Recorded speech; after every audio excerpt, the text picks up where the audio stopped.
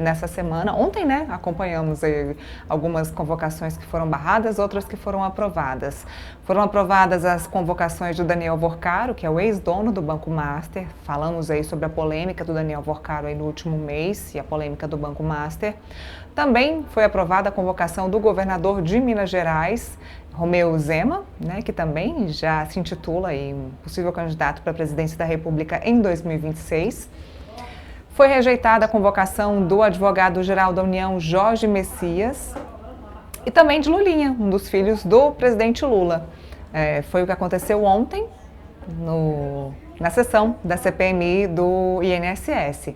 Agora, Felipe, vamos esperar, pediram, né? Inclusive o relator da CPMI já pediu, relator e presidência da CPMI já pediram para que a CPMI seja estendida por mais 2 meses, né? Por mais 60 dias. Ela iria acabar em março do ano que vem, deve ser prorrogada. Já querem ouvir mais gente, né? Vamos ouvir então Daniel Vorcaro. Vamos ver aquilo que eu já tinha falado com você. Vamos ver se Daniel Vorcaro vai de fato ir até o Congresso Nacional, até o Senado, falar sobre esse assunto, ou se ele vai conseguir um habeas corpus. Talvez o que ele consiga também, como os demais conseguiram, é um habeas corpus para permanecer calado, que de nada vai adiantar, é mais uma perda de tempo do Congresso Nacional aí nessas convocações. O Vorcaro, Felipe, está completamente blindado pelo STF. O próprio processo dele, como também nós já falamos aqui, está blindado pela Suprema Corte. Não temos acesso ao processo do Daniel Vorcaro, ex-dono do Banco Master, que foi preso naquela investigação que aconteceu há pouco. A gente publicou isso aqui no portal Metrópolis, que envolve, inclusive, outras instituições financeiras.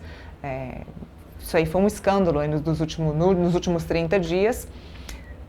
Com certeza, um habeas corpus para ao menos permanecer calado, o Daniel Vorcaro vai conseguir. A gente até entende a necessidade do Senado de convocar, né, de tanto deputados quanto senadores, de convocar o nome do Daniel Vorcaro. Talvez uma amostra política, mas certamente ele não vai falar nessa CPMI, né, Felipe? A postura do Supremo Tribunal Federal em relação à convocação do Vorcaro para a CPMI, né? Ninguém sabe como é que. A gente tem uma certa sinalização, né? O Supremo Tribunal Federal, por meio do Toffoli, né, que é o ministro que tá responsável por analisar a questão do Banco Master no Supremo Tribunal Federal, tem brindado o tempo inteiro, né, o Vorcaro, né, e o Banco Master, né? Tanto é que colocou sigilo em relação ao processo do Vorcaro e do Banco Master, tanto é que impediu determinados atos jurídicos da primeira instância da Justiça Federal de Brasília, que estava com o caso, né, em mãos, né, junto com a Polícia Federal. Ou seja, há várias restrições e várias limitações que ninguém entende muito bem por que isso acontece, né? Por que o Supremo Tribunal Federal resolveu, numa república, que a regra é a transparência, colocar sigilo num caso de total interesse público, né? Até porque é bom lembrar que o Banco Master tem inúmeras denúncias contra ele de se apropriar de fundos públicos, né? O Fundo de Servidores Públicos do Rio de Janeiro, por exemplo, do Estado, né, colocou bilhões, né, no fundo do Banco Master, né? Daí porque a CPMI pediu para o Vorcaro ser convocado, né, numa sessão para poder esclarecer, né, essa ligação do público e do privado e essa questão de se pegar, né, dinheiro dos servidores públicos, né, que é um outro desdobramento da questão do INSS. O primeiro desdobramento foi a remuneração associativa de forma ilegal e indevida, e agora estou querendo entrar na questão maior dos consignados e da questão de alocação de recursos de fundo previdenciário dos servidores públicos, né, do Rio de Janeiro e outros estados e municípios. Então, como é que o Supremo Tribunal Federal irá, né, diante da convocação do Vorcaro, se comportar, né, em relação à possibilidade de conceder habeas corpus ao Vorcaro, para o Vorcaro ficar calado na CPMI, né? Eu digo mais, eu não duvidaria, por exemplo, do Toffoli colocar uma decisão impedindo, né, e proibindo o Vorcaro de ir para essa convocação na CPMI, né, numa total afronta às relações e separação de poderes, né?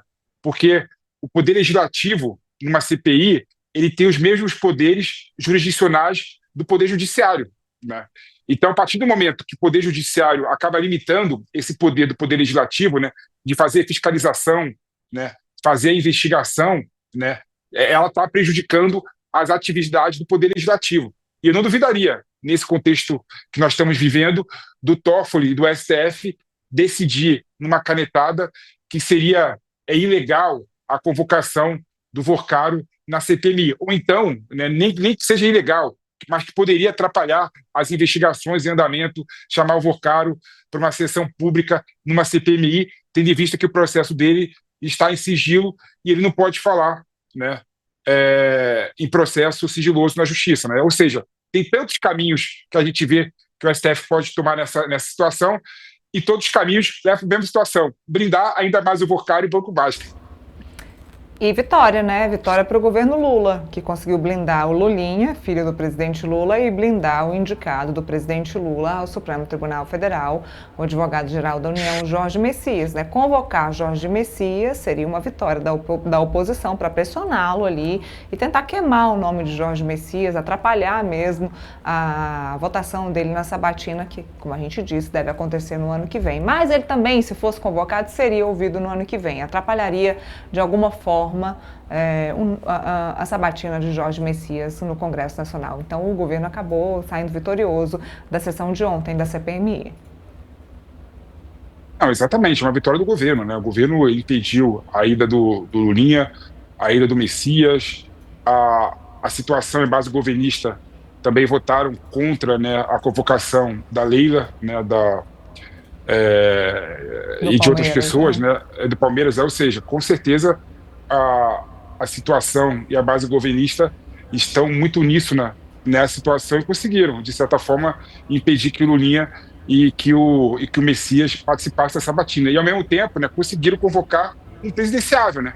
Convocaram o Romeu Zema para participar da sabatina, que vai ser, sem sombra de dúvida, no período eleitoral, porque vai ser no ano que vem, né? Vai ser no ano eleitoral, não pré-eleitoral, no ano eleitoral, né?